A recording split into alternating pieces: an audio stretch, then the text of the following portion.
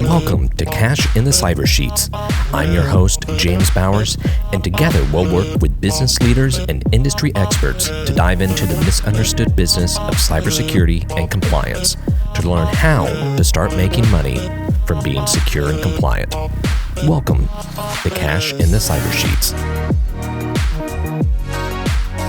Hey everybody, welcome back to Cash in the Cyber Sheets. I'm your host, James Bowers, Chief Security and Compliance Architect here at Input Output.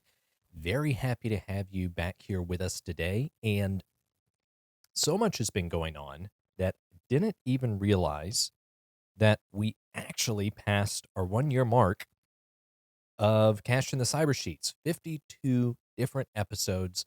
Now, this is going to be 56, 57, somewhere in the 50s, but past that whole year. So, I don't know, it feels kind of like a birthday at this age. Kind of exciting, but not tons of fanfare. Just happy it's still around.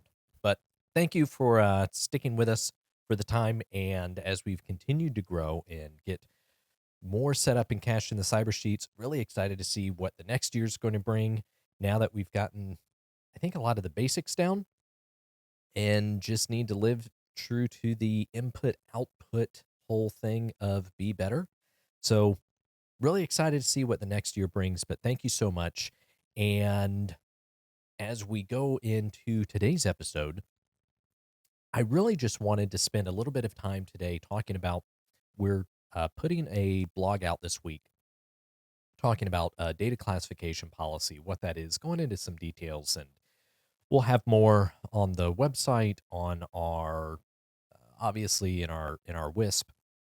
But there's a few things that I think are really important that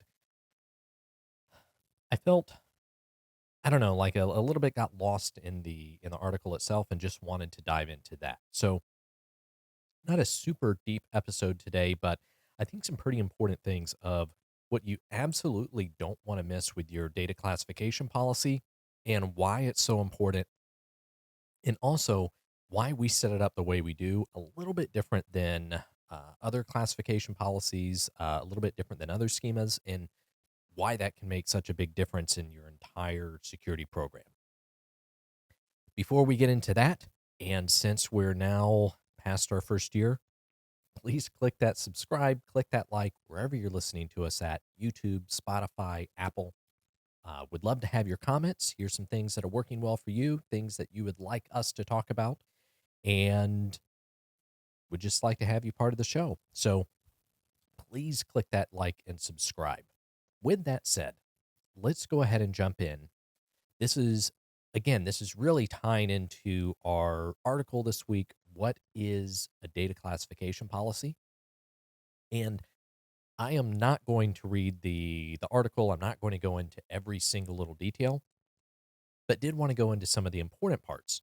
So high level, data classification policy, it really tells people in your organization, people that have the data outside of your organization, the sensitivity of a different piece of information, a different asset, and really what you can and can't do with it. Anywhere from typically like public data that just everybody can have it, blog posts, marketing materials, things like that, all the way up to top secret, kind of trade secrets, Coca-Cola recipe, things like that, that if it gets out, it's going to bury the company. And honestly, even though there's trade secrets, sometimes they won't bury the company, just really bad if they get out. And kind of everything in between. So what the data classification policy is going to look at is really, it's going to give the guidelines for how you classify data, how you handle it, and ultimately how you protect it. All of the handling requirements, so on and so forth. Now, a lot of companies think that this is just something that larger companies need. And especially now with all the new regulations, with so many privacy requirements, it never was just for big companies, but even more now, it's for really any company that has any type of sensitive data. And you need to make sure that you're classifying your data correctly, that you're identifying What do we have that's, say, just public? What do we have that's more sensitive? And how are we going to appropriately manage the security and access to those different classifications, to those that different sets of data, to those different assets? How are we going to manage that? Okay, so the classification levels. This is really where I wanted to start diving in because I think this is often overlooked as a just get something put down so that we've got the classification policy and move on to other stuff. And I think it's very important because when, especially, we start doing risk assessments, when we start doing data models and threat models, this has a huge impact as to how usable and I would even say easy it makes it to perform some of those different actions and how kind of small tweaks here can really impact how successful those are. And we're going to get into it. So, our classification levels, we really go a lot in line with CISA's traffic light protocol, the TLP. So, you have TLP, traffic light protocol, white, which is public data. This is anybody can have access to this. There's no restriction on it. You don't need to sign any type of NDA. Just it's public. Blog posts, newspaper articles, things on the website. That would all be TLP white. Next step would be a TLP green. And this is typically internal use. It's not going to cause serious harm if it gets out, but we're not giving it to everybody. In some examples of this, again, depending on risk for the organization, but this could be like an employee schedule or internal contact list. Maybe it's unapproved marketing materials. We haven't put it out yet, but we're eventually gonna probably. So if it gets out, again, it's not going to bury the company. And sometimes these are only shared with internal people in the organization. Other times it's with those with a supporting need to know. So, like outside marketing teams, things like that. But overall, we're not getting crazy with how we're trying to manage this. Now, the next step is where it starts getting a bit more serious, and here's where our difference comes in. TLP Amber is confidential. That's anything internal to the organization. We don't want that to get out. That is financial records, say QuickBooks files, different documents, and we would typically only share this if there's an NDA and a need to know. Now, the new traffic light protocol breaks up TLP Amber and TLP Amber Strict. What we do is rather than using TLP Red that they've got, is our next step is TLP Red. So this is a little bit hard to, as I talk through it here, I feel like I should have a whiteboard. But TLP Red, our next step is restricted. We really think of that as absolute need to know. If you don't need to know it for your job, for your particular job task, you don't need access to it. And this is really where we put PII, PHI, um, all of that kind of privacy restricted information, all is in TLP Red restricted in our classification. In the TLP traffic light protocol, that would typically be TLP Amber dash strict, where TLP Red on the typical traffic light protocol would mean critical and top secret. That's what we classify as purple. And here's why. It seems like an annoying difference. It seems like, why would this matter? But when you look at all of these different colors, when you look at the different classifications, it doesn't so much matter on the bottom of a document. That's pretty easy. TLP Amber Strict, TLP Red, pretty easy to identify. But when you start doing data flow models, when you start doing threat modeling, and that's just basically drawing everything on a whiteboard and starting to identify where do we have our data? Where do we have our assets? When you have it broken up with these multiple different colors, we can quickly identify databases that are red. TLP red, that's PII, that's PHI. If there's a data breach there, that's a privacy issue.